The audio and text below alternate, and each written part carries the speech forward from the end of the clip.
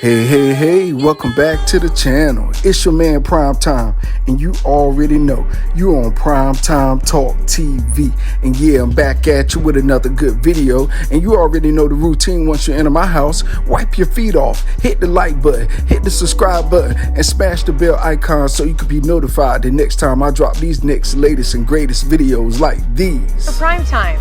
To this day. Oh man, let's go ahead and jump on into this video, shall we? Man, we are less than 3-4 days away from the biggest fight of the century, probably. And I'm talking about none other than that Earl the Truth Spence versus that Terrence Bud Crawford fight this Saturday. Man, look, we are here. You know, ain't nobody been hurt, injured. The guys are well at 150%. They are ready to put on one of the biggest fights of their careers and possibly of our era of boxing right now. I say the last 10-20 years, this is probably going to be one of those biggest generational type fights, because when was the last time we had two of the best, and I do mean the best in the world, fighting against each other when they're both at 0-0 for losses?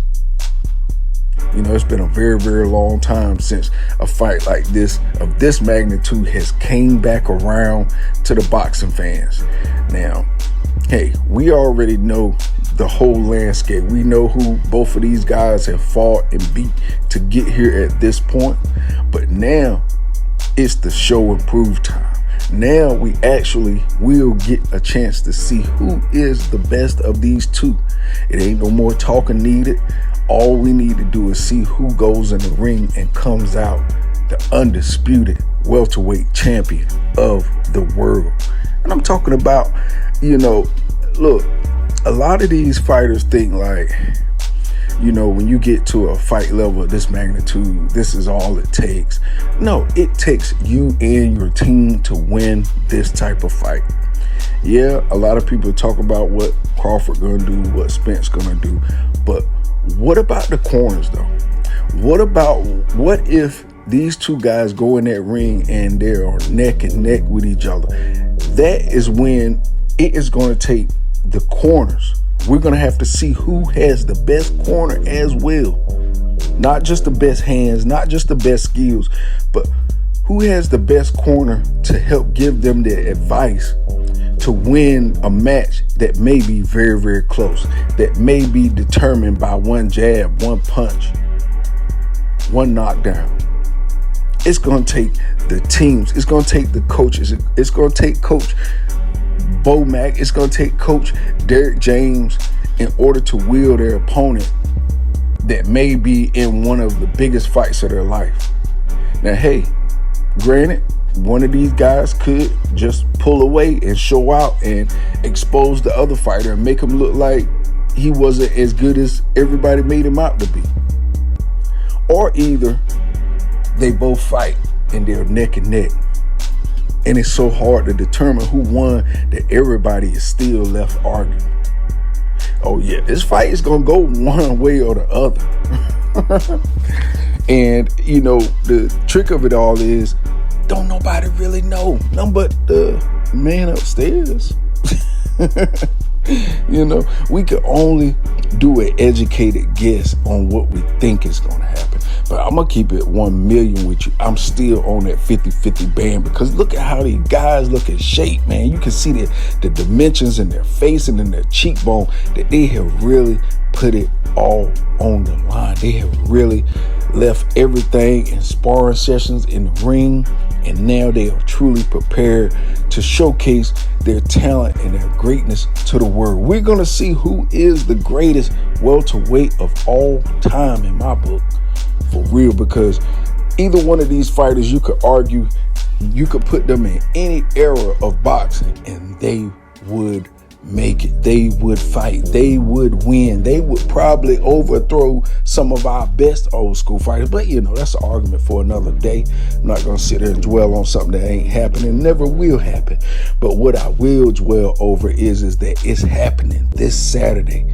Yeah, July 29th, it goes down. Showtime, pay-per-view, the biggest Showtime fight ever. You gotta give Steven Espinoza his credit. You gotta give Al Heyman his credit. You gotta give PBC and Showtime their credit for bringing this fight. Many people had gave up on this fight. Do you understand that? People all over the world was giving up on this fight. They were like, oh, this fight ain't gonna get made. Oh, I done invested so much time. People were quitting, wondering if this fight was gonna get made. And then if you listen to Terrence Crawford and Errol Spence give their little testimonies, Errol Spence said, man, I could even go in a convenience store. People asking me, man, when you gonna fight Terrence Crawford, man? And then Terrence Crawford said his kids coming home. You know, they hearing it in school. They seeing it on YouTube. Daddy, when you gonna fight Errol Spence? So that's how big this fight was.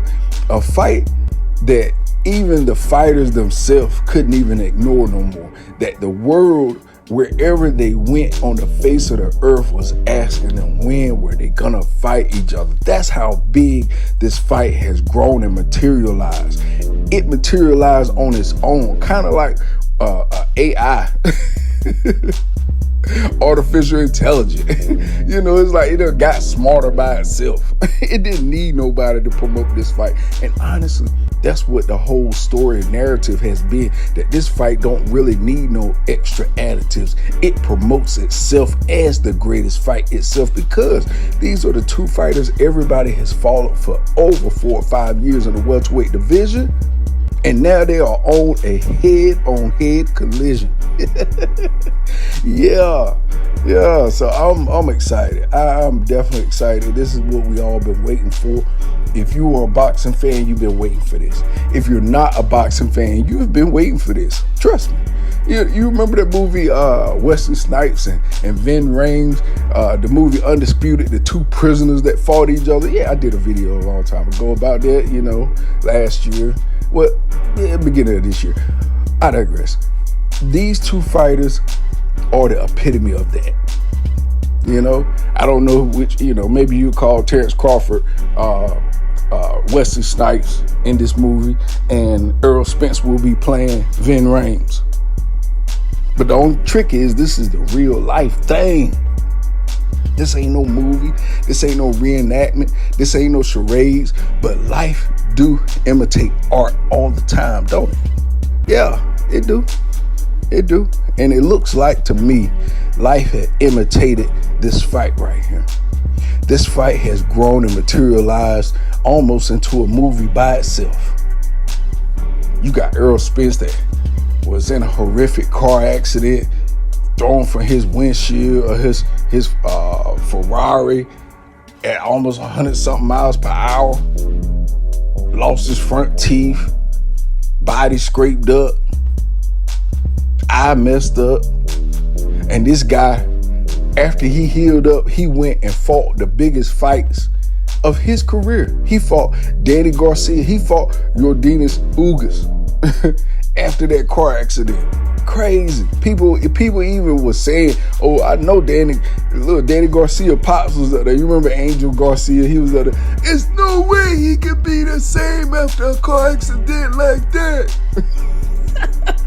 You know, he got that Philly mobster accent. He was like, there was no way Errol Spence could be the same after that. And that's why Danny Garcia pounced at the opportunity, because they thought they had a wounded Errol Spence. But what's crazy is he fought just as good as after the accident as he did before the accident. Crazy. So that's the type monster you fight. You fighting Errol Spence that he seems like his will just cannot be broken. Thrown from a windshield of a car, and this guy still fighting? What? How many millions you need to remind yourself you've been thrown from a windshield? The average person wouldn't have went back in that ring, period. But he felt like, hey, he had a second chance on life. And that's what we're up against. We're up against a Errol Spence that He said that he had a second chance on life. He quit drinking. He quit doing all the things that led him to the accident. Changed his whole life over. Left the city life, moved out, bought him a ranch, got horses, animals. He done changed up his whole mindset, his whole life, and been destroying boxers after that. He broke Ordinus Ugas' eye socket, y'all. Do you understand how much power and torque it takes for a man to punch you in your eye socket and crack it? Do you know your skull is one of the hardest bones on your body besides your knee and your elbow? And a man punched him in his eye socket and cracked it. Had him bleeding behind his eye socket. Ordinus Ugas testified himself that 48 hours after that fight with Earl the Truth Spence, he was crying tears of blood for 48 hours. Blood was running out of this man's eye. And that is what Terence Crawford is up against. Not to overhype it and oversell it, but Terence Crawford is moving up 2 weight classes to fight a true welterweight in Earl the Truth Spence. Can Terence Crawford overthrow this man? Can Terence Crawford have the strength to knock out Earl Spence? Will his power resonate against Earl Spence, or will his power seem subpar and ordinary? Will he be able to break that shield and armor of Earl the Truth Spence? Because he has a heck of a defense, you know. And I know people showed a little clip of Ordinus Ugas rocking Earl Spence back to the ropes. And, well, that was a little technicality. That was because of the mouthpiece, you know. And he said the reason why he looked down because he had some partials in. And, you know, because when he got thrown from the car, he lost his front teeth. So he said basically he had his partials in. So when Ordinus Ugas hit him, he was at that moment biting down. So when he hit him, the mouthpiece came out and he thought his teeth was in the mouthpiece. So that's the only time he's ever been robbed. And, you know, people, they poured all over there. Oh, he got robbed by Ordinus. Okay, he got, yeah, all right, I give you that. But did he go down? Did he take a knee? Did he take a standing 8 count? No. None of that stuff happened. So, you know, miss me with all that. Now, the thing of it is that Terence Crawford, though, can fight both ways, right and left. And that makes it hard for any fighter that has fought him so far. Every fighter that has fought Terence Crawford so far has lost to him, because once he figures out your style, like Shakur Stevenson testified, once he figures out your style, he said it takes about 3 or 4 rounds. But once he figures out your pattern and your style, then he switches up and uses whatever style he has in his arsenal to throw you off. So this is one of the most trickiest fights I have ever had a chance to be witness of. I am beyond excited. So anyway, I ain't even got nothing else for y'all on this video. You already know the routine. When you leave my house, hit that like button, hit the subscribe button, smash the bell icon so you can be notified the next time I drop these next latest greatest videos here on Primetime Talk TV, and I'm on social media everywhere. Definitely go to the website PrimetimeTalkTV.com and copy some merch, and definitely go to that Universe Boxing on Discord and sign up. All right, y'all, peace, love, I'm out till next time. It's Primetime.